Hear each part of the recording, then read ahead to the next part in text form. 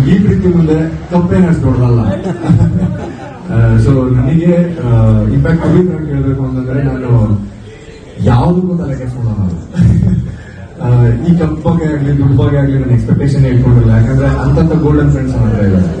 ನನಗೆ ಬೇಕು ಅಂದಾಗ ನನ್ನ ಜೋಬಲ್ಲಿ ಕೈ ಹಾಕ್ಲಿಕ್ಕೆ ಅವ್ರ ಜೋಬಲ್ಲಿ ಕೈ ಹಾಕಿದ್ದೆ ಜಾಸ್ತಿ ನಾನು. ಸೊ ನನಗೆ ನಾನು ಸೋತ್ ಬಂದ್ರು ನಂಗೆ ಇಷ್ಟು ಜನ ಇದ್ದಾರೆ ಅಂತ ಗೊತ್ತಿತ್ತು, ಬಟ್ ಈ ಮಟ್ಟಕ್ಕೆ ರೆಡಿ ಆಗಿದ್ದಾರೆ ಅಂತ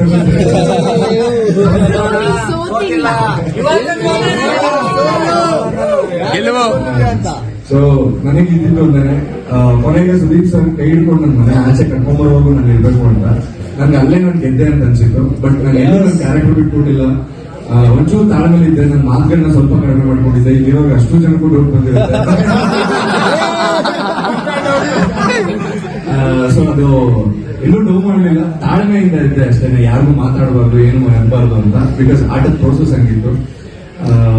ಥ್ಯಾಂಕ್ ಯು ಸೋ ಮಚ್. ಈ ಲವ್ ಅಂಡ್ ಅಫೆಕ್ಷನ್ ಕೊನೆ ತನಕ ನಾನು ಹಿಂಗೆ ಉಳಿಸ್ಕೊಂತೀನಿ. ಈ ನೆಕ್ಸ್ಟ್ ಬರೋ ಪ್ರಾಜೆಕ್ಟ್ ಗಳೆಲ್ಲ ನೀವು ಇನ್ನೂ ತಲೆ ಎತ್ಕೊಂಡು ಹೇಳ್ಬೋದು, ಇವ್ ನನ್ನ ಫ್ರೆಂಡ್ ತ್ರಿವಿಕ್ರಮ್ ಅಂತ.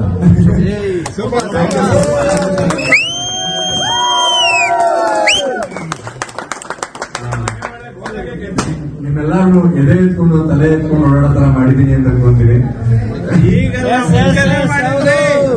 Thank you so much, thank you so much ಎಲ್ಲರಿಗೂ.